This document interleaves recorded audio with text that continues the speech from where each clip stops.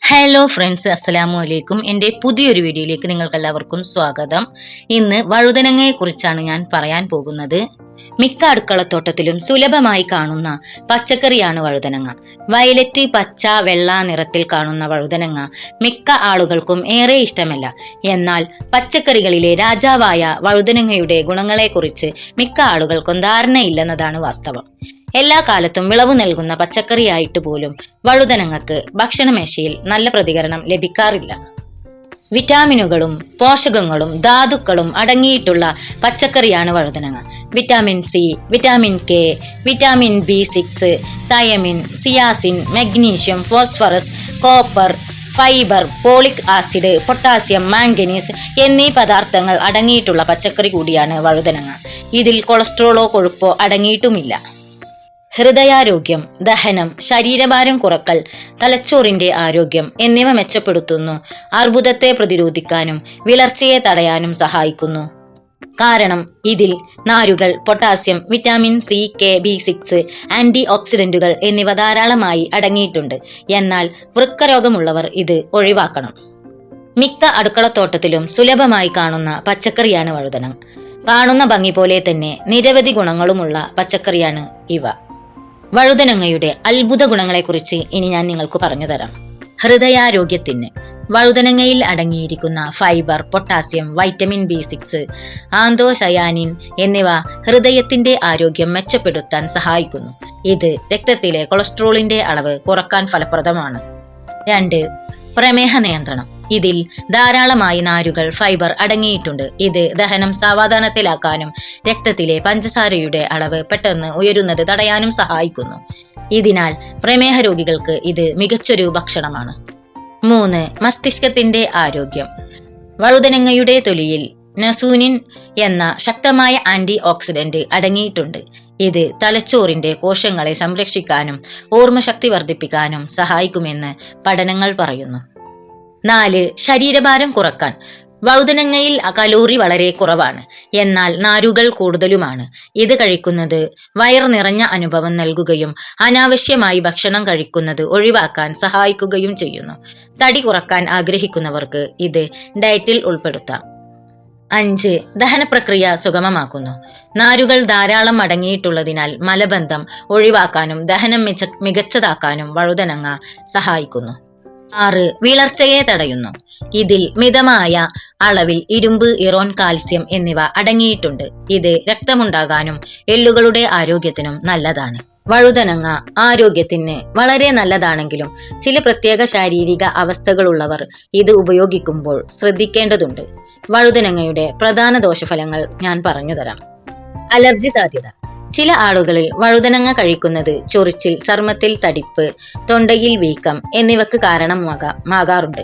വഴുതനങ്ങ ഉൾപ്പെടുന്ന നൈറ്റ്സൈഡ് കുടുംബത്തിലെ സസ്യങ്ങളോട് സെൻസിറ്റിവിറ്റി ഉള്ളവരിലാണ് ഇത് കണ്ടുവരുന്നത്.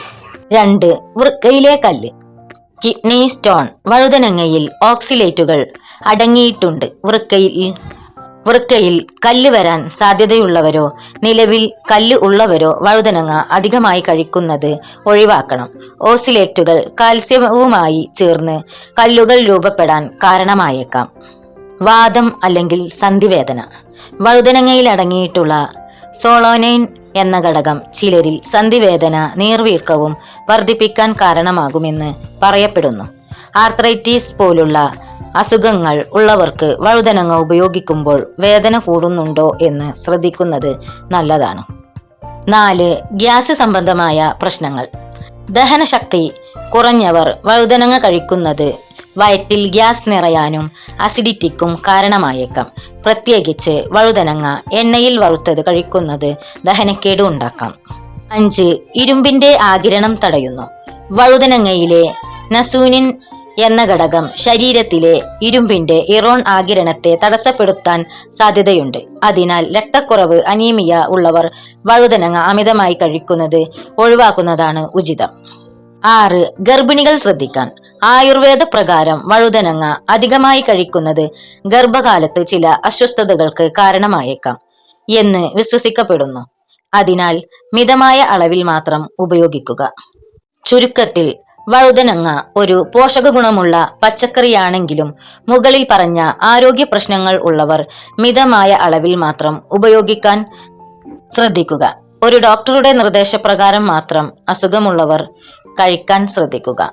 കുറഞ്ഞ കലോറിയിൽ fibre, vitamin C, K, B6, potassium, magnesium, folate, ചെമ്പ് തുടങ്ങിയവ അടങ്ങിയിരിക്കുന്നു. ഫൈബർ, പൊട്ടാസ്യം, ആന്റി ഓക്സിഡന്റുകൾ എന്നിവ കൊളസ്ട്രോൾ കുറക്കാനും രക്തസമ്മർദ്ദം നിയന്ത്രിക്കാനും സഹായിക്കുന്നു. ഹൃദയത്തിന് നല്ലതാണ്. ഫൈബർ ധാരാളമുള്ളതിനാൽ ദഹനത്തെ സഹായിക്കുകയും കുടലിലെ ആരോഗ്യം മെച്ചപ്പെടുത്തുകയും ചെയ്യുന്നു. നാരുകൾ കൂടുതലും അന്നജം കുറവായതിനാൽ ശരീരഭാരം കുറക്കാൻ സഹായിക്കുന്നു. നാസുനിൻ പോലുള്ള ആന്റി ഓക്സിഡന്റുകൾ അർബുദ കോശങ്ങളുടെ വളർച്ചയെ തടയാൻ സഹായിക്കുന്നു. ഇരുമ്പിന്റെ അംശം വിളർച്ച മൂലമുള്ള ക്ഷീണത്തെയും തളർച്ചയെയും കുറക്കുന്നു. ഫൈറ്റോന്യൂട്രിയന്റുകൾ തലച്ചോറിലെ കോശങ്ങളെ സംരക്ഷിക്കുകയും ഓർമ്മശക്തി മെച്ചപ്പെടുത്തുകയും ചെയ്യുന്നു. ആന്റി ഓക്സിഡന്റുകൾ ചർമ്മത്തെ പ്രായമാകുന്നതിൽ നിന്നും സംരക്ഷിക്കുന്നു. ശ്രദ്ധിക്കേണ്ട കാര്യങ്ങൾ: വൃക്കരോഗമുള്ളവർ വഴുതനങ്ങ ഒഴിവാക്കുന്നതാണ് നല്ലത്, കാരണം ഇതിൽ ഓക്സലേറ്റ് അടങ്ങിയിട്ടുണ്ട്. നമ്മുടെ അടുക്കളയിലെ സ്ഥിരം സാന്നിധ്യമായ വഴുതനങ്ങ വെറുമൊരു പച്ചക്കറി മാത്രമല്ല, നിരവധി ഔഷധ ഗുണങ്ങൾ അടങ്ങിയ ഒന്നുകൂടിയാണ്.